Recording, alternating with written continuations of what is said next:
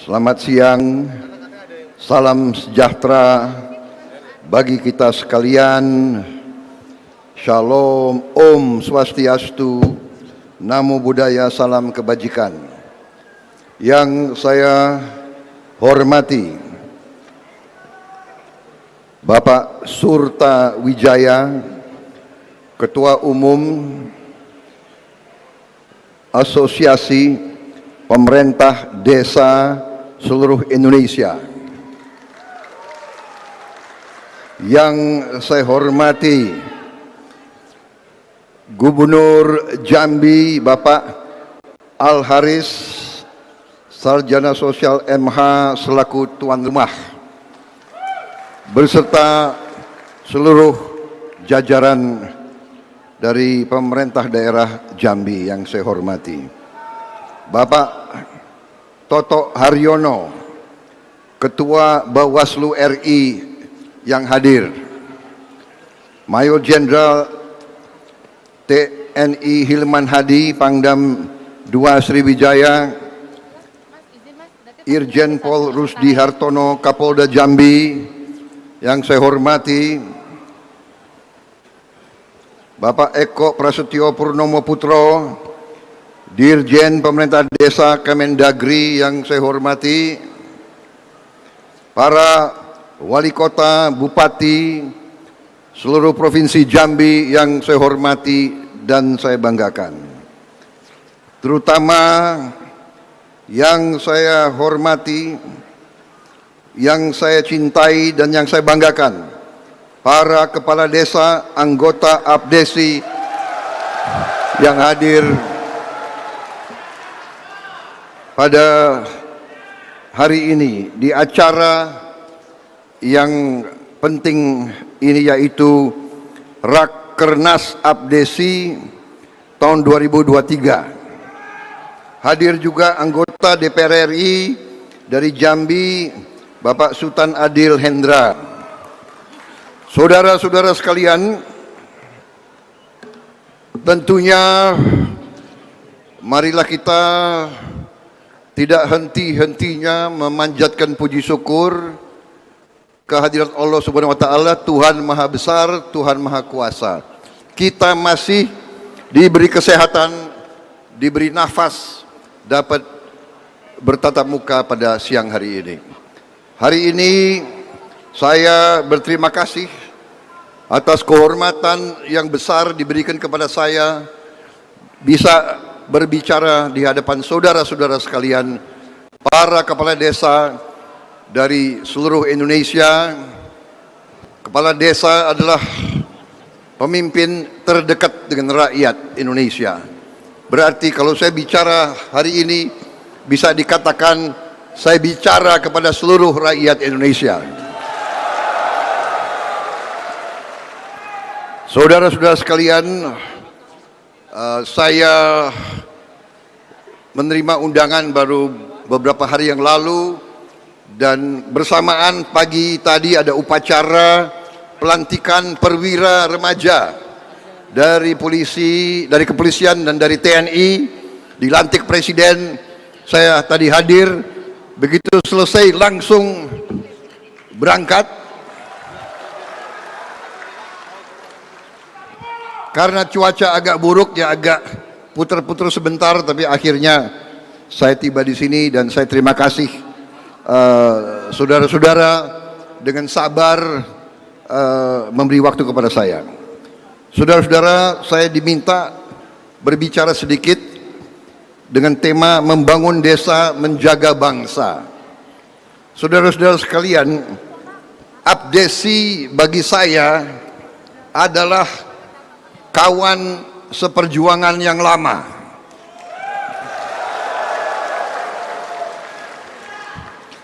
Saya sudah berjuang bersama kalian dari belasan tahun yang lalu, saudara-saudara sekalian.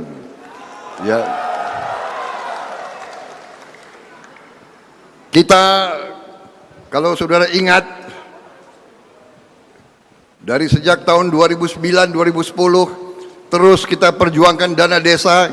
Dan pada tahun 2013 saya menandatangani piagam komitmen kepada Abdesi untuk memperjuangkan dana desa 1 miliar satu desa tahun 2013.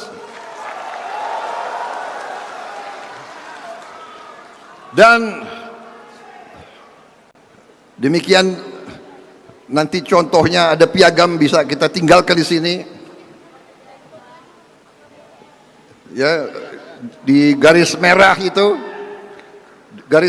itu bunyinya adalah deklarasi ini dibuat di hadapan Asosiasi Pemerintah Desa seluruh Indonesia. Tanggalnya 26 Oktober 2013. Dan alhamdulillah 2014 DPR meloloskan undang-undang desa yang salah satu pelopornya adalah partai saya kebetulan. Saudara-saudara sekalian, saya yakin semua partai adalah pecinta tanah air dan pembela rakyat Indonesia. Semua partai. Karena itu demokrasi kita harus lain dari demokrasi negara-negara lain. Demokrasi kita harus demokrasi kekeluargaan, demokrasi di antara saudara-saudara sekalian. Kita tidak boleh pecah, kita tidak boleh rusuh, kita tidak boleh ribut. Kita adalah satu keluarga besar. Jadi saya hormat, saya salut sama Abdesi yang diundang 33 bakal calon presiden. Kita sekarang statusnya calon presiden aja belum, bakal calon presiden, ya. Dan Abdesi berani mengundang, yang diundang tiga-tiganya sebenarnya kita adalah sama-sama anak bangsa Indonesia, sama-sama patriot, sama-sama cinta tanah air, dan kita harus selalu menjaga kerukunan, menjaga persatuan. Saudara sekalian, kita kalau lihat ke belakang, kita harus mengakui dan kita harus bersyukur apa yang telah dihasilkan oleh pendahulu-pendahulu kita, oleh pendiri-pendiri bangsa kita.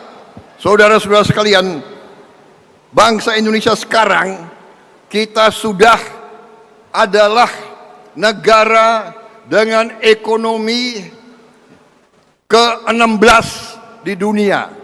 Dari 200 negara kita ke-16, dan kekayaan kita luar biasa. Kita bersyukur kepada Yang Maha Kuasa. Kita diberi kekayaan yang luar biasa. Dari semua pakar dunia menilai kekayaan kita ke-7 atau ke-6 terkaya di dunia. Artinya kalau kita pandai mengelola kekayaan kita tidak lama lagi kita akan jadi negara makmur, saudara-saudara sekalian.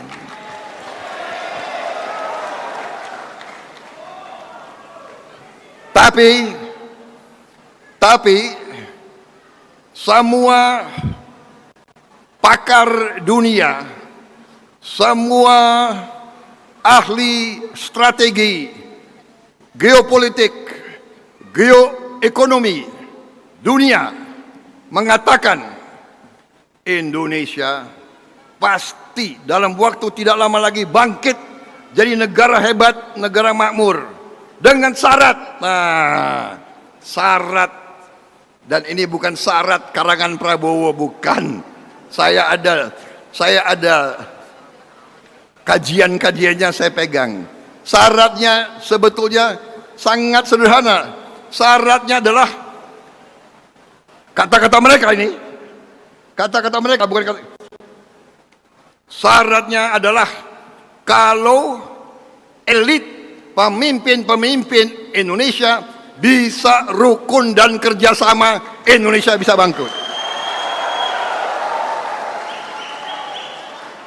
Jadi saudara-saudara, kita harus sekarang bertekad,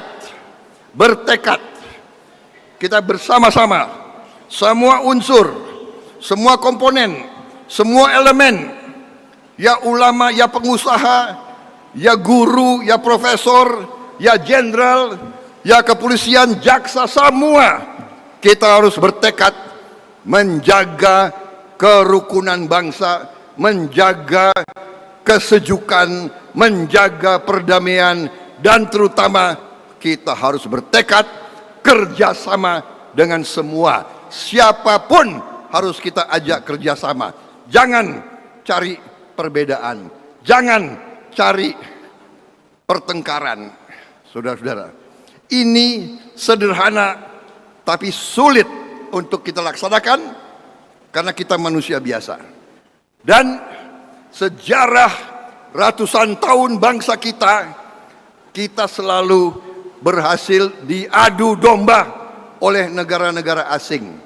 Saudara-saudara sekalian, bukan kita ke negara mereka, ratusan tahun mereka ke kita.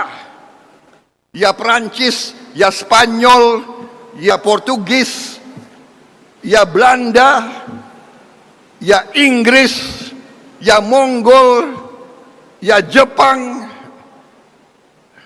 Yang paling lama Belanda, udah datang nggak mau pulang-pulang. Terpaksa kita usir dengan perang kemerdekaan. Kita tidak mau dijajah terus-menerus. Kita tidak mau jadi bangsa yang menerima penghasilan rendah. Kita tidak mau jadi bangsa UMR. Kita mau jadi bangsa terhormat, bangsa bermartabat, bangsa rakyatnya makmur. Itu tujuan kita, saudara. Dan untuk itu, saudara-saudara, kita harus bersyukur dan kita harus mengakui pemerintah di bawah Presiden Joko Widodo, harus kita akui bahwa pemerintah di bawah kepemimpinan Presiden Joko Widodo berhasil. Jangan malu-malu mengakui pemimpin berhasil, bangsa sendiri berhasil, anak Indonesia berhasil. Kok kita malu-malu mengakui? Dan kelemahan bangsa kita, saudara-saudara, harus kita akui juga. Kelemahan bangsa kita itu kadang-kadang sulit mengakui keberhasilan kawan sendiri. Terlalu kagum sama bangsa asing. Kalau ada pemimpin kita yang baik, malah kita condong cari-cari kesalahannya, saudara-saudara sekalian. Saudara-saudara, saya bicara ini, saya pernah jadi rivalnya Pak Jokowi. 10 tahun rival. Saya dikalahkan beliau.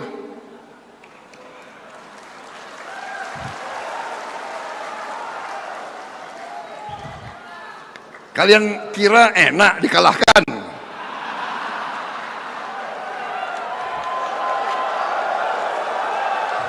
Tapi saudara-saudara, bayangkan beliau kalahkan saya.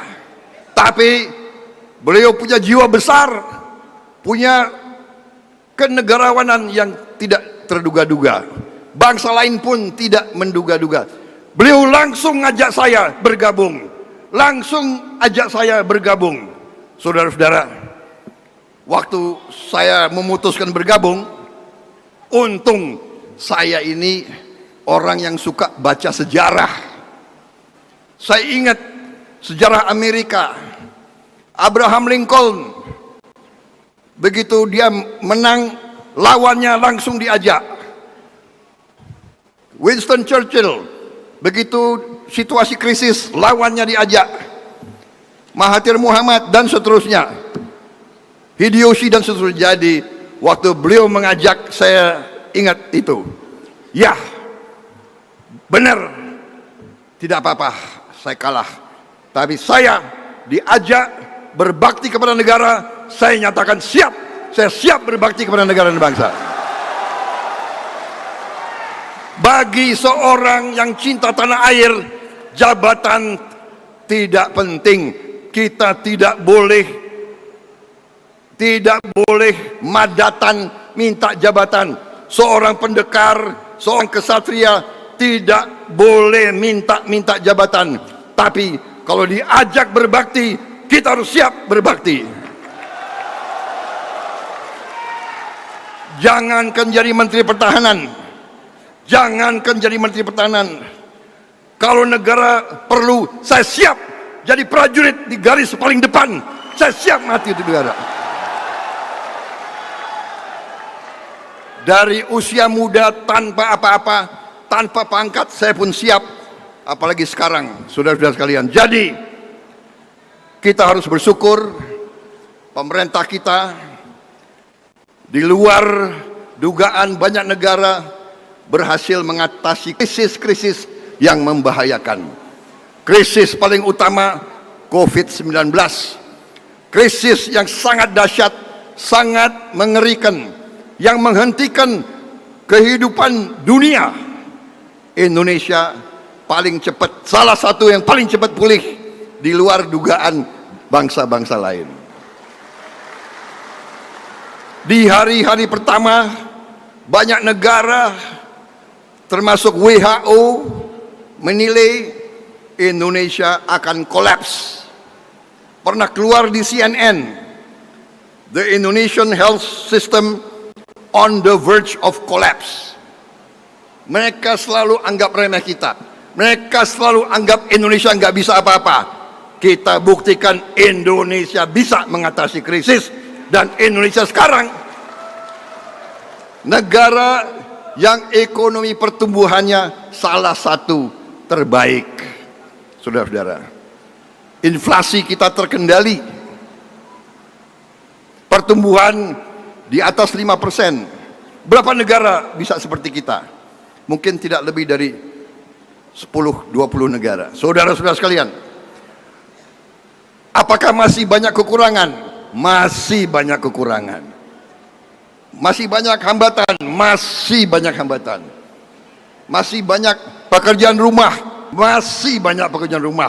Marilah kita atasi semua rintangan, hambatan dan kekurangan itu dengan kebersamaan, dengan persatuan, dengan gotong royong, dengan kerjasama.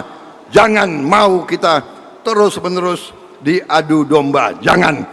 Kita bisa, dan insya Allah kita akan bangkit menjadi negara besar, negara makmur, saudara-saudara sekalian. Saudara-saudara sekalian, kita tidak hanya mau jadi negara makmur, kita mau jadi negara yang adil dan makmur, saudara-saudara sekalian. Kekayaan bangsa harus dinikmati oleh seluruh rakyat Indonesia, saudara-saudara sekalian. Itulah perjuangan kita bersama. Saudara-saudara, kalian masih banyak ingat, ya, saya telah berjuang bersama kalian bukan tahun ini, bukan 5 tahun, belasan tahun yang lalu, dan kita sudah buktikan. Dan waktu itu saya pertama yang berkomitmen sama kalian memperjuangkan 1 miliar satu desa.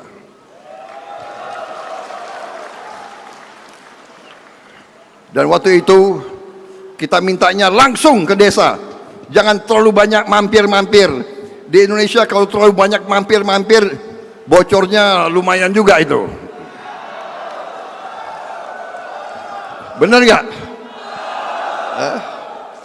Tapi kalau udah sampai ke kepala desa, tolonglah kepala desa, gunakan dana tersebut sebaik-baiknya untuk rakyatmu, saudara-saudara sekalian. Ya, Presiden kita sudah negur, dana jangan dipakai terlalu banyak, rapat ini, rapat itu, perjalanan dinas ke sini, perjalanan dinas ke situ, saudara-saudara sekalian. ojo aji mumpung, saudara-saudara sekalian. Ya, mengabdi untuk rakyatmu. Tema Rakernas ini,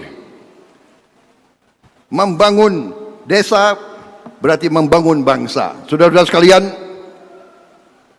bagaimana kita mau bangun? Saudara-saudara, banyak orang selalu kasih janji, terutama politisi. Musim pemilu, ya kan, selalu banyak janji. Kita teringat lagu itu kan, ada lagunya kan, tinggi gunung 1000 janji, bener. Memang lidah tak bertulang. Itu lagu khusus saya kira untuk politisi mungkin. Apa aja dijanjikan, saudara-saudara, ya kan? Apa aja.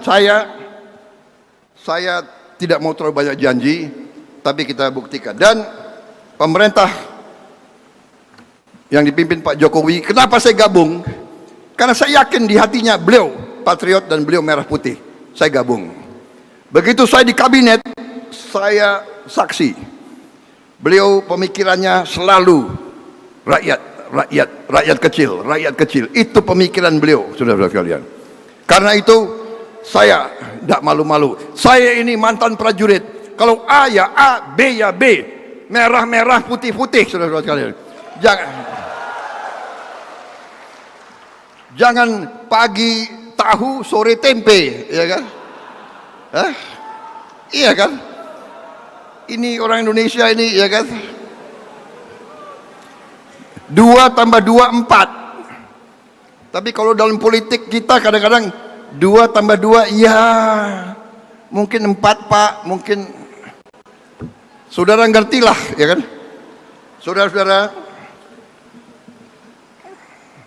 apa yang kita hadapi? Keberhasilan sekarang, ya, hanya dasar yang kita bangun, dan nanti pekerjaannya ini mungkin butuh 10, 20, 30 tahun. Saudara-saudara sekalian, siapapun yang akan memimpin kita nanti tidak bisa mimpin sendiri. Kita harus bersama semua. Dan tidak bisa ada yang janji bisa segera atasi ini, tidak bisa. Ini butuh tahap demi tahap demi tahap. Infrastruktur sudah baik, interkoneksi sudah lumayan, pengendalian sudah baik, inflasi terkendali, masih banyak pekerjaan. Tetapi strategi pemerintah kita yang dicanangkan oleh presiden kita dan saya dukung sepenuhnya, yaitu hilirisasi. Hilirisasi artinya adalah semua kekayaan kita olah di tanah air kita, di Republik Indonesia. Kita tidak menghendaki kekayaan kita dijual murah ke luar. Kita tidak mau kelapa sawit kita hanya dijual mentah, crude palm oil, itu namanya minyak kelapa sawit mentah. Kita tidak mau crude palm oil, kita mau olah kelapa sawit menjadi turunan yang nilainya bisa puluhan kali, saudara-saudara sekalian. Dengan hilirisasi kita akan loncat, kita namanya leapfrog, kita lompat menjadi negara maju. Tambang kita, perkebunan kita, kelautan kita, ini yang akan membuat kita menjadi negara industri, saudara-saudara sekalian. Sebagai contoh, nikel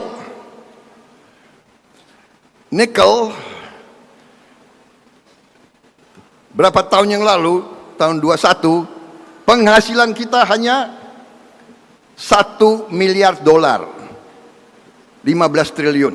Tahun 22 penghasilan kita naik 20 kali, 20 kali, 20 miliar dolar lebih, sekitar itu. Kalau nanti nikel kita olah menjadi baterai itu nilainya bisa naik 67 kali, saudara-saudara. 67 kali.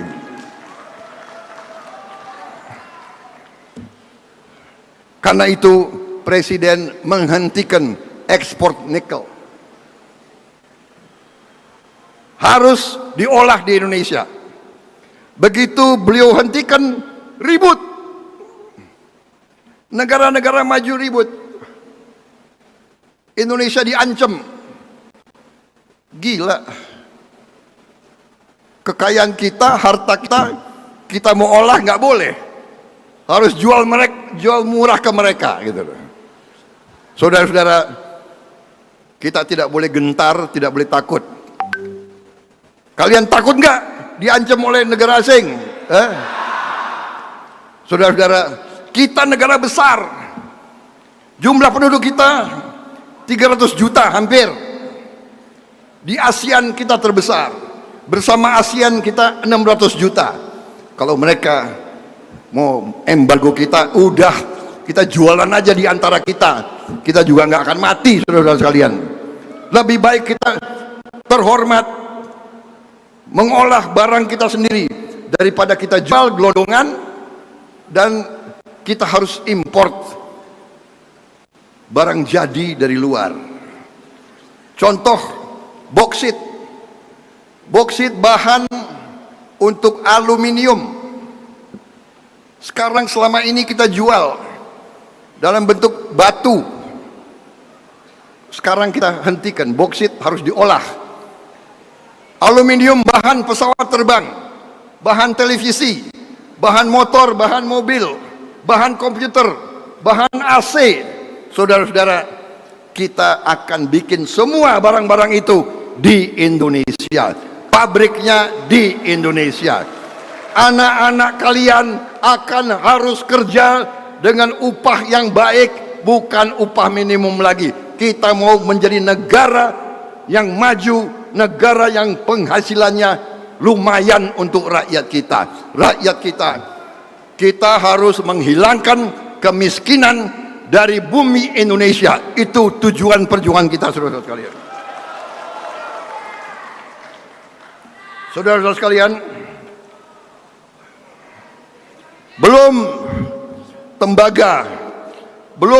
tembaga kalau diolah nilai tambahnya 77 kali. Timah, gas alam, rumput laut. Kalau diolah di Indonesia, rumput laut 14 kali ini. Rumput laut bahan bisa untuk pakan ternak.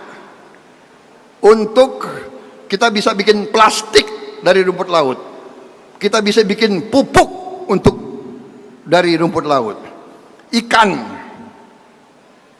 Kita jual ikan mentah. Kalau ikan diolah di Indonesia, nilainya tambah 18 kali. Udang, kita jual udang.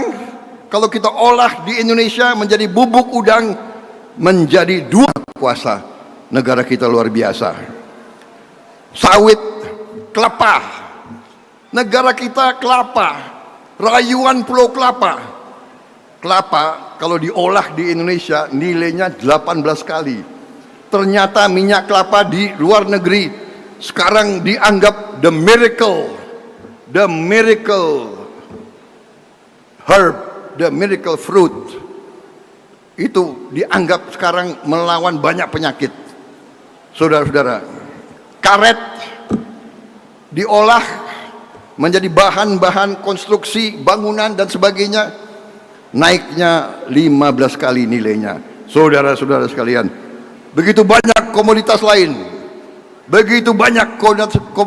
yang bisa kita kerjakan. Saudara-saudara sekalian, saya banyak sekali slide, tapi saya minta maaf, saya hanya bisa bicara tidak terlalu lama. Saya maunya bicara 2 jam, tapi saudara banyak acara, saya pun ada acara lagi. Tapi lain kali saudara undang saya, tolong diacarakan dengan baik. Saya siap memberi paparan yang lebih lengkap kepada saudara-saudara sekalian. Saya merasa selalu dekat dengan Abdesi karena saudara adalah, tadi saya katakan, pemimpin yang terdekat sama rakyat.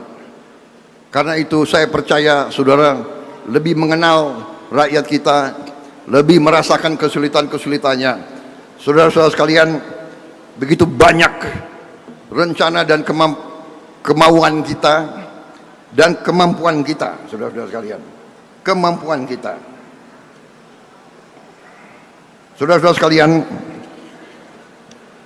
walaupun begitu banyak potensi kita, kita harus waspada.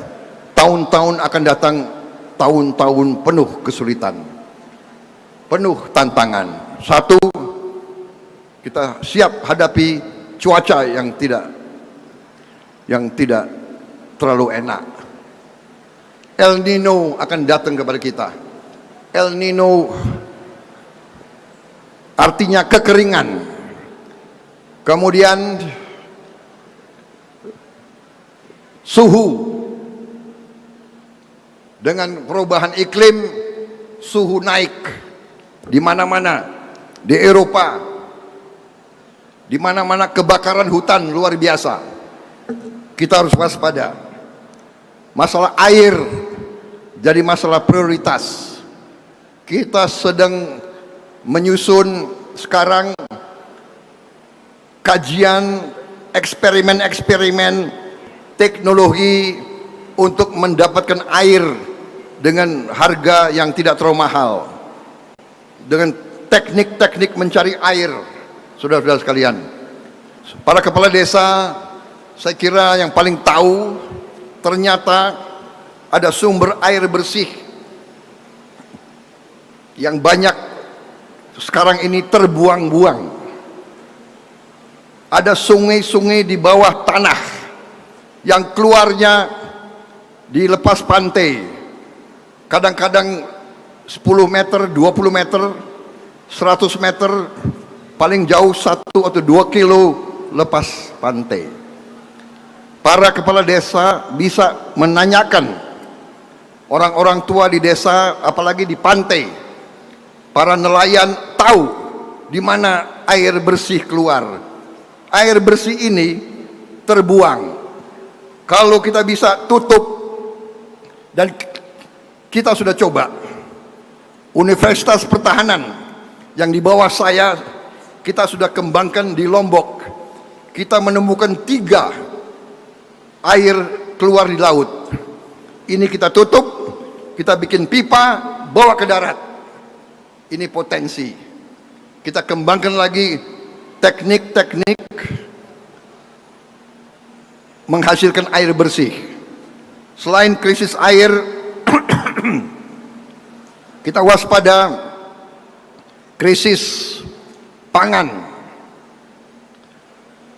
Kita harus antisipasi, dan kita harus sekarang memikirkan bagaimana mencari teknik-teknik mengurangi pupuk kimia, meningkatkan produksi pangan kita. Dan tanah-tanah yang tidak termanfaatkan, kita harus manfaatkan untuk membuat pangan, karena kita tidak boleh tergantung dari luar negeri. Sekarang banyak negara yang menghentikan ekspor mereka. Kita harus antisipasi. Saudara-saudara, kita harus swasembada pangan. Itu mutlak yang harus kita perjuangkan. Yang terakhir, kita harus swasembada energi. Kita tidak boleh tergantung BBM dari luar. Dan ini semua sudah ada strateginya, sudah ada teknologinya. Kita sekarang sedang kembangkan, dan insya Allah tidak lama lagi kita akan swasembada energi, swasembada pangan, dan kita akan mengolah semua kekayaan kita di Republik Indonesia supaya rakyat kita bisa mendapat pekerjaan yang layak, anak-anak kita masa depannya cerah, dan kita menjadi bangsa yang maju. Kita tidak mau jadi bangsa yang begitu-begitu saja. Kita mau produksi pesawat terbang sudah, tapi kita mau perbanyak. Kita mau produksi mobil kita sendiri. Saudara-saudara, sebagai Menteri Pertahanan, saya menginstruksikan Pindad untuk membuat Jeep buatan Indonesia. Sebentar lagi kita tidak mau pakai Jeep buatan asing, Jeep buatan anak-anak Indonesia, saudara-saudara sekalian. Dan langsung diberi nama oleh Bapak Presiden sendiri. Namanya adalah Maung. Maung itu adalah harimau, saudara-saudara sekalian. Beliau yang pilih. Saya kasih beliau pilihan 5 nama. Beliau lihat daftarnya, Menhan, pilih ini, Maung. Singkat, sederhana, dan tegas. Itu pilihan beliau. Saudara-saudara, Jeep buatan Indonesia, saya bangga. Kalaupun saya tidak jadi apa-apa, saya sudah bangga jadi Menteri Pertahanan, saudara-saudara sekalian. Karena saya bisa berbuat sesuatu untuk memajukan bangsa Indonesia. Saudara-saudara sekalian, saya kira saya harus minta maaf. Masih banyak sekali yang ingin saya sampaikan, tapi saya harus segera kembali ke ibu kota. Karena sebentar lagi ada rapat kabinet. Nggak enak Menteri Pertahanan Letnan Jenderal terlambat, malu, saudara. Kita di tentara kalau terlambat biasanya dihukum. Bayangkan kalau Menteri Pertahanan dihukum kayak apa itu, ya kan? Saudara-saudara sekalian, terima kasih perhatianmu, terima kasih kehormatan saya diundang. Saudara-saudara sekalian, ingat, Indonesia bangkit kalau Indonesia rukun, kalau Indonesia bersatu. Siapapun jadi pemimpin, mari kita amankan dan kita dukung bersama. Apapun jabatannya, mari kita kerja keras untuk rakyat Indonesia, saudara-saudara sekalian. Wassalamualaikum warahmatullahi wabarakatuh. Merdeka! Merdeka! Merdeka! Kalau saya teriak Indonesia, kalian jawab Jaya. Jelas? Indonesia! Indonesia! Indonesia! Terima kasih. Selesai. Selamat berjuang, selamat menyelesaikan Rakernas, dan salam saya kepada 2 baca pres yang akan datang bicara di sini. Terima kasih. Saudara-saudara, tadi ada Bawaslu ya? Ada Bawaslu ya? Hah? Ya, saya harus hati-hati kalau ada Bawaslu ya. Tolong dicatat ya. Saya tidak minta dukungan kalian untuk pemilu yang akan datang. Saya tidak minta, tolong catat Bawaslu. Tapi di dalam hati saya berharap.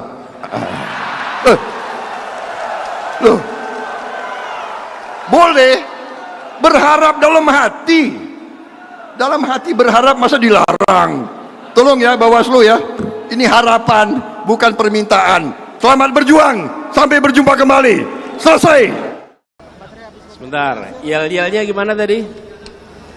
Abdesi, desa, Indonesia. Oke, kita ulangi ya. Oh, Jambi tambahnya ya. Oke, jadi 4 kali. Abdesi, desa, Indonesia, Jambi. Oke. Yo. Abdesi, Abdesi, desa, Indonesia, Jambi. Tepuk tangan buat semuanya. Assalamualaikum warahmatullahi wabarakatuh. Selamat siang, selamat sore, salam sejahtera buat semuanya.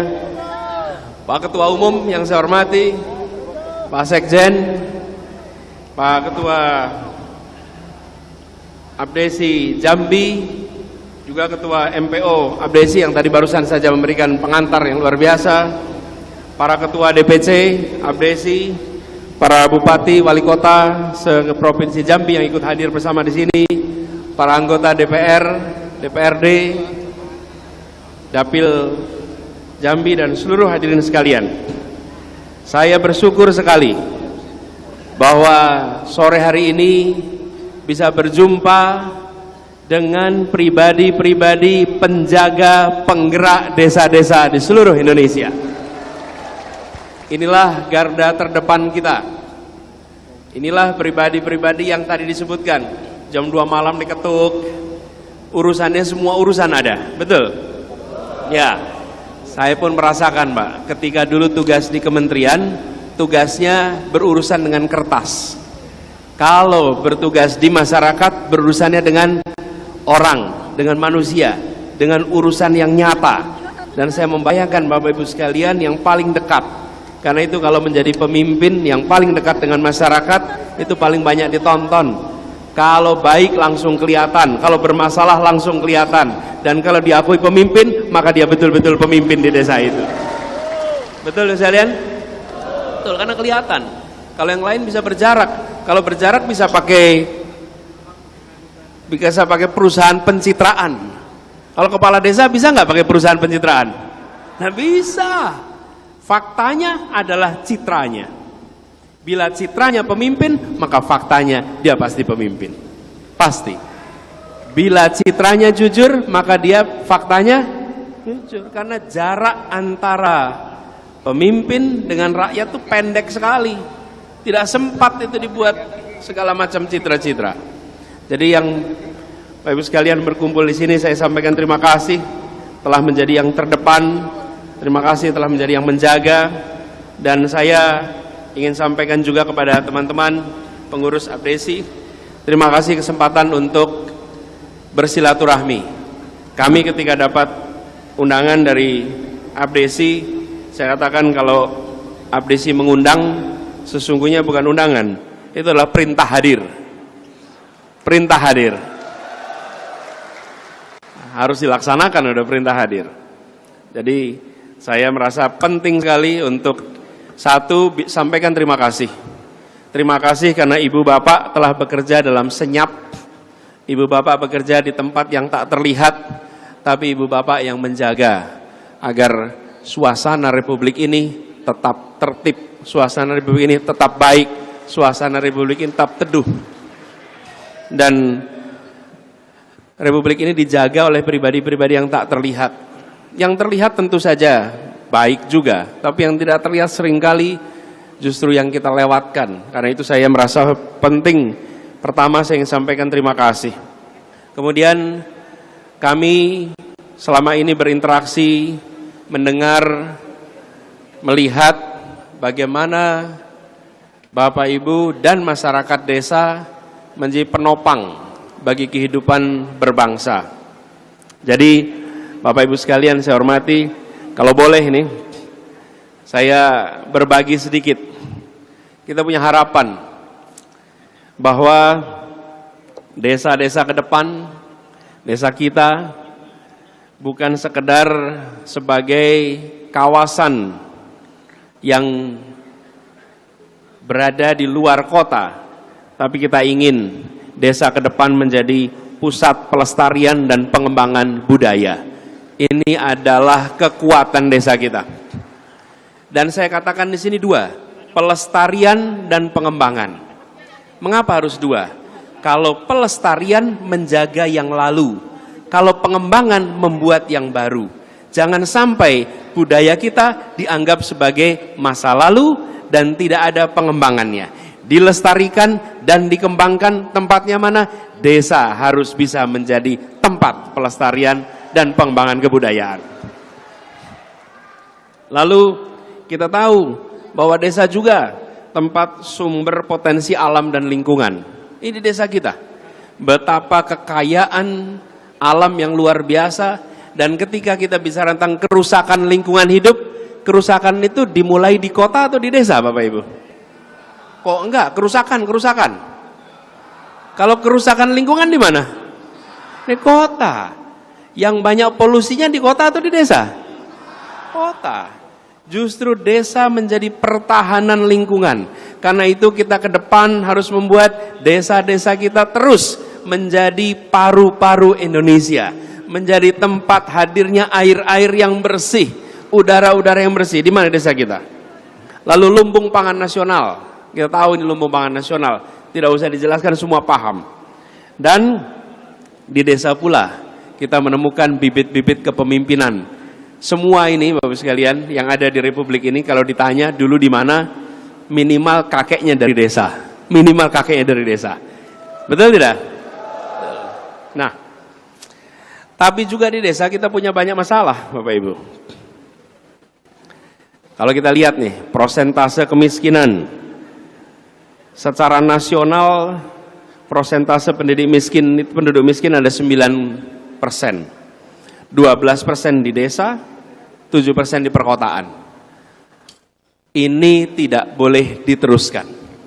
Kita harus kurangi angka kemiskinan, dan di desa justru harus meningkat kesejahteraannya dan menurun angka kemiskinannya. Kunci untuk kita semua. Tapi juga yang tidak kalah penting, kebutuhan dasar. Pendidikan, kesehatan, air bersih, bahkan akses pada sanitasi semacam MCK, dan fasilitas-fasilitas ini Bapak Ibu sekalian makin hari sudah menjadi makin kebutuhan. Karena itu kita melihat ke depan ketika membayangkan desa, maka harus membayangkan desa yang sehat. Tidak harus menjadi kota, tidak harus berubah dalam artian struktur lingkungannya, tetapi menjadi desa yang sehat, desa yang warganya merasakan kemajuan, kebahagiaan, dan basisnya tetap pedesaan.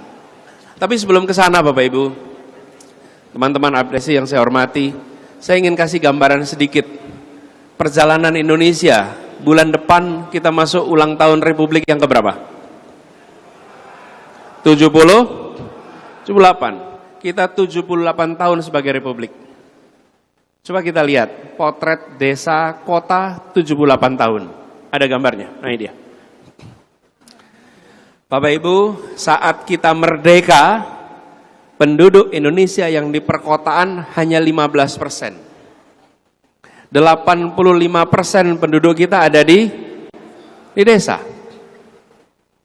Diperkirakan pada tahun 2045 kita usia 100 tahun, maka di desa 30%, di kota 70%. Hari ini 57% penduduk di kota, 43% penduduk di desa. Ini ada angkanya Bapak sekalian. Jadi ketika kita menyaksikan jumlah penduduk desa berkurang, jumlah penduduk kota meningkat, grafik yang kanan menggambarkan juga nih, jumlah penduduk Indonesia tahun 61 itu 91 juta. Bapak Ibu lihat angkanya nih. Sekarang di 2023 udah 273. Kita meningkat jumlah penduduknya luar biasa. Di sisi lain, luas sawah kita masih stabil. Kelihatan bukan Bapak sekalian? Nih. Penduduk jumlahnya meningkat tinggi, Indonesianya, jumlah penduduk desanya menurun, lahan sawahnya rata. Melihat situasi seperti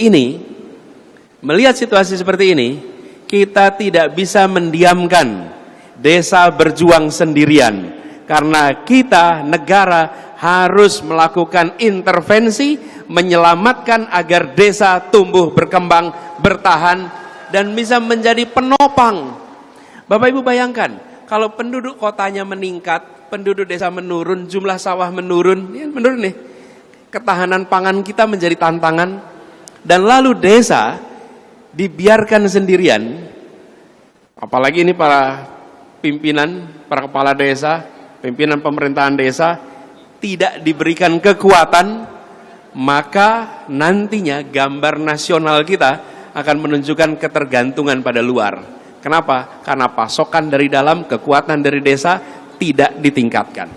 Jadi visi kita ke depan, Bapak Ibu sekalian, kita ke depan, yuk kita jalan sama-sama.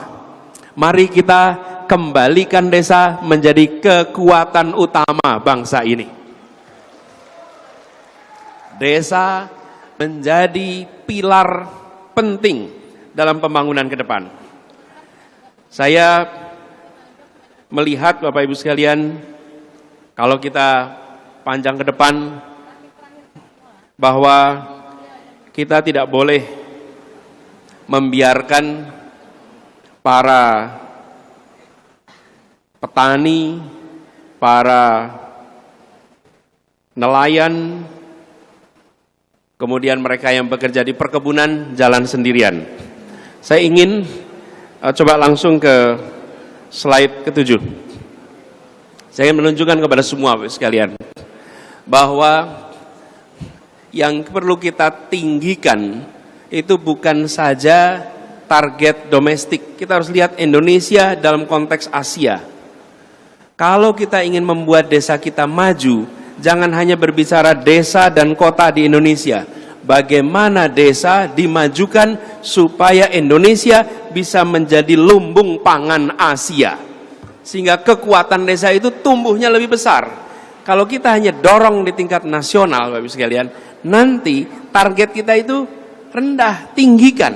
Supaya semua yang kita kerjakan di desa itu punya dampak yang lebih besar di desa-desa kita. Lahan kita subur, air kita melimpah, dan kita jalur utama untuk perekonomian dunia. Jadi untuk itu, slide berikutnya, kami melihat jangka pendek memperkuat desa. Jangka menengah adalah memandirikan desa. Jangka pendek, ya tadi sudah disampaikan ini sama Pak Asri, beberapa aspirasi. Kita ingin desa yang kuat, dan untuk itu tadi disampaikan ada 4 hal. Undang-undang yang perlu revisi. Yang kedua, pengelolaan desa yang partisipatif. Yang ketiga, kesejahteraan mereka yang bekerja di desa, baik kepala desa maupun perangkat desa. Yang keempat, dana desa yang ditingkatkan. Targetnya tadi katakan 10%. Bapak Ibu, kita harus mulai bekerja dengan cara begini. Apa yang dituju, lalu aturan apa yang dibutuhkan untuk mencapai itu. Jangan dibalik. Kalau kita bekerja sekedar untuk aturan, kita tidak tahu aturan ini untuk apa ya. Tujuan kita apa? Tujuan kita desa yang bisa kuat, desa yang bisa maju, nantinya menjadi mandiri. Dan kalau itu dilakukan, maka bila itu diperlukan revisi, maka lakukan revisi. Bila itu dilakukan partisipasi, lakukan partisipasi. Karena ini yang perlu dikerjakan. Saya kalau boleh komentar sedikit terkait dengan partisipasi dan revisi. Slide-nya boleh dimatikan aja. Ketika terkait dengan partisipasi, kami ceritakan pengalaman kami di Jakarta, Bapak sekalian. Ketika kita mengelola kampung-kampung di Jakarta, kita merasakan program pemerintah itu banyak yang tidak sesuai dengan kebutuhan di lapangan, atau cara melaksanakannya tidak sesuai di lapangan. Betul? Jadi kita di Jakarta mengubah pengadaan barang itu ada tipe 1, tipe 2, tipe 3, tipe 4. Tipe 1 dikerjakan oleh dinas, tipe 2 dengan tender, ada kontraktor, tipe 3, tipe 4 dengan masyarakat. Betul ya Bapak sekalian? Nah, apa yang kami lakukan? Di Jakarta menjadi provinsi pertama yang mengerjakan proyek-proyek itu dengan tipe 3. Apa artinya? Dana itu diberikan kepada pengurus kampung, baik itu RW ataupun LMK, lalu mereka nanti yang membangun jalan, perbaikan gorong-gorong, yang membangun masyarakat. Apa yang terjadi ketika itu dikerjakan? Kualitas pekerjaan jauh lebih baik karena rasa memiliki ada pada warga yang mengerjakan di sana. Tapi kalau itu dikerjakan oleh kontraktor saja, apa yang terjadi? Warganya cuma nonton di situ. Mohon maaf perjalanan Anda terganggu. Lalu orang mengerjakan di situ. Silahkan dikerjakan, mudah-mudahan hasilnya bagus. Tapi begitu diserahkan, apa yang terjadi? Justru dibangun sesuai kebutuhan. Dan kami mengerjakan itu di ratusan kampung di Jakarta. Jakarta menjadi provinsi pertama yang mengerjakan itu dengan pengadaan tipe 3, tipe 4. Siapa yang repot kalau ini? Yang enggan adalah birokrasi. Birokrasi kepengennya tipe 1, tipe 2, simple, laporannya gampang, auditnya mudah. Tapi kalau yang tipe 3, tipe 4 melibatkan masyarakat, nanti kalau diperiksa lebih rumit. Saya katakan ini bukan soal rumit atau tidak, ini soal rakyat merasakan manfaat lebih banyak atau lebih sedikit. Di pemerintahan, ya kita harus siap untuk kerja lebih rumit. Saya membayangkan sekalian, ketika dana desa itu turun sampai lalu pengeluaran wajib yang harus dikerjakan itu tidak sesuai dengan kebutuhan yang ada di desa itu, yang muncul adalah ketidakbermanfaatan. Betul? Jadi saya melihat ini harus diubah. Dan artinya kita harus bergerak. Jangan sampai satu sisi kaku diatur semuanya dari pusat, di sisi lain liberal bebas tanpa aturan. Kita harus membuat di mana ini bisa dipertanggungjawabkan, dan saya percaya para kepala desa memiliki kemampuan untuk membangun musyawarah, mengawasi bersama agar dana desa itu dipakai sebaik-baiknya bagi warga di desanya. Jadi kami melihat ini menjadi penting. Kalau boleh pasang lagi slide ke-8. Jadi dalam jangka pendek Bapak Ibu sekalian, saya merespon apa yang disampaikan tadi, gaji perangkat desa yang rendah, birokrasi dana desa yang rumit, bahkan tantangan kriminalisasi. Benar tidak dialami tantangan kriminalisasi? Ini yang dialami desa-desa sekarang. Karena itu ke depan, ya, nah, nanti pas tanya jawab aja diomongin, gak kedengeran sekarang. Jadi saya melihat ke depan, next slide. Langkah-langkahnya pertama adalah peningkatan, slide 9, peningkatan dana desa. Ini yang menjadi kunci. Insya Allah ini kita akan seriusi peningkatan dana desa seperti yang tadi disampaikan. Kemudian yang kedua adalah otoritas belanja yang sesuai dengan kebutuhan. Jadi kewenangan harus dibikin sistemnya. Kita ini memang juga tidak boleh tanpa kendali. Dikendalikan 100% tidak sesuai kebutuhan, karena semua desa dianggap seragam. Betul tidak Bapak sekalian? Ada tidak yang seragam di seluruh desa? Ada. Seragamnya desa adalah beragam. Beragam, nggak mungkin sama. Kebutuhannya beragam.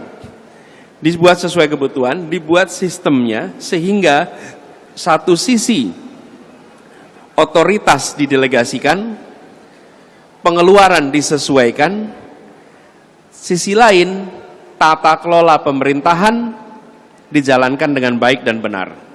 Sehingga aparatur yang terlibat, aparatur desa, terlindung dari potensi kriminalisasi.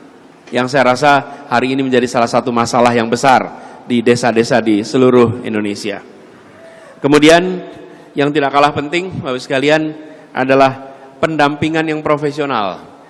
Jangan pendampingan ini sekedar pasang orang begitu saja, titipan-titipan dari kanan kiri, sudah cukup. Desa membutuhkan pendamping yang benar-benar mengerti dan benar-benar bisa membantu. Sehingga teman-teman para kepala desa punya partner yang baik. Nah, untuk itu coba slide 11. Untuk itu Bapak sekalian, kami tidak ingin proses kebijakan itu top down saja. Itu gagasannya. Gagasan besarnya apa? Kita ingin desa yang kuat, desa yang mandiri. Ini besarnya nih. Untuk itu kita harus lakukan beberapa perubahan. Apa aspek yang harus dirubah? Jangan sampai perubahan itu top down saja. Karena yang tahu masalah sesungguhnya siapa? Yang tahu masalah sesungguhnya adalah Bapak Ibu sekalian dari lapangan. Karena itu saya mengajak kepada teman-teman di Abdesi, 4 hal kami ingin rumuskan sama-sama. dari apa yang terjadi sekarang. Nomor satu, apa yang harus diteruskan dari yang ada sekarang? Apa yang harus diteruskan? Perubahan itu tidak hanya menghentikan semua. Perubahan itu adalah juga bicara apa yang harus kita tingkatkan. Yang kedua, apa yang harus dikoreksi dari yang ada sekarang. Yang ketiga, apa yang harus dihentikan dari yang ada sekarang. Dan yang keempat, apa hal baru yang harus kita buat. Saya mengajak Abdesi untuk menyusun ini sama-sama sehingga kebijakan yang dihasilkan adalah kebijakan yang sesuai dengan kondisi di lapangan. Kalau tidak, kita membuang waktu Bapak Ibu sekalian. Uang APBN kita dikeluarkan, sementara hasil yang didapat tidak sesuai harapan. Karena sinkron ini semua. Apa yang menjadi kebutuhan? Itu sebabnya 4 ini penting. Apa yang ditingkatkan, apa yang dikoreksi, apa yang dihentikan, dan apa yang harus dibuat baru supaya desa kita bisa mencapai yang kita harapkan. Jadi Bapak Ibu sekalian, kami tidak ingin menempatkan desa itu semata-mata sebagai sebuah kawasan penopang kota, bukan. Desa adalah kawasan yang mandiri, yang hidup sejahtera, yang punya masa depan, dan ini adalah target yang harus didorong oleh Republik kita. Jadi gelora pidato membuat kita bersemangat, tapi ketika sampai ke kampung, sampai ke desa kita dihadapkan dengan kenyataan. Mana perubahannya, mana faktanya, itu yang kita ingin bawa sama-sama. Kenyataan, fakta, perubahan lewat 4 hal yang tadi saya sampaikan. Jadi harapannya ke depan, di slide terakhir, kita akan yakin bahwa Indonesia maju itu baik desa maupun kota. Dan kalau desanya mandiri, negaranya bisa maju, warganya sejahtera. Inilah yang kita harapkan sama-sama. Kita berkeinginan agar siapapun lahir di Indonesia, baik itu di kota atau di desa, dia punya kesempatan masa depan yang baik. Dia punya kesempatan untuk terlindungi dengan baik, kesempatan untuk tercerdaskan dengan baik, kesempatan untuk mendapatkan kesempatan yang sama, kesetaraan untuk masa depan yang baik. Ibu bapak sekalian saya hormati, para anggota Abdesi, izinkan saya mengakhiri paparan awal ini dengan menyampaikan kepada semua bahwa gagasan perubahan yang kita bawa adalah untuk menghadirkan rasa keadilan. Kenapa? Karena ketimpangan yang ada sudah terlalu jauh. Ketimpangan antara kota dengan desa, ketimpangan antara pulau satu dengan pulau yang lainnya, ketimpangan antara komponen masyarakat satu dengan komponen masyarakat lain. Ketimpangan ini tidak boleh dibiarkan terus-menerus. Tidak bisa kita membangun persatuan dalam ketimpangan. Coba Bapak Ibu sekalian, bisakah Bapak Ibu di desa membuat persatuan dalam ketimpangan? Bisa tidak? Bisa. Persatuan itu harus dibuat di dalam perasaan keadilan. Keadilanlah yang menghasilkan persatuan. Tidak mungkin kita bisa menjaga persatuan, menjaga keutuhan Republik kalau ketimpangan ini dibiarkan. Dan kenyataannya hari ini kita ada ketimpangan. Inilah yang akan kita bereskan sama-sama, dan kami mengajak untuk bekerja bersama. Kami sangat terbuka, tadi saya sampaikan ada 4 hal nih catatan. Yuk kerjakan sama-sama, insya Allah desanya maju, kotanya maju, Indonesianya maju. Terima kasih. Assalamualaikum warahmatullahi wabarakatuh.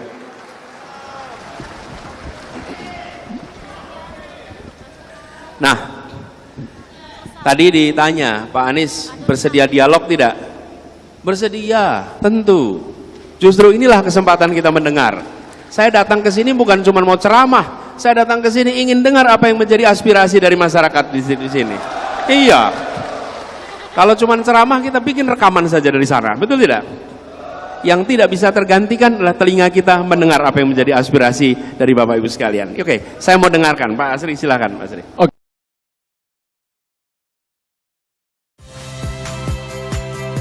Saya Magister Tarigan. Saksikan program-program Kompas TV melalui siaran digital, pay TV, dan media streaming lainnya. Kompas TV, independen, terpercaya.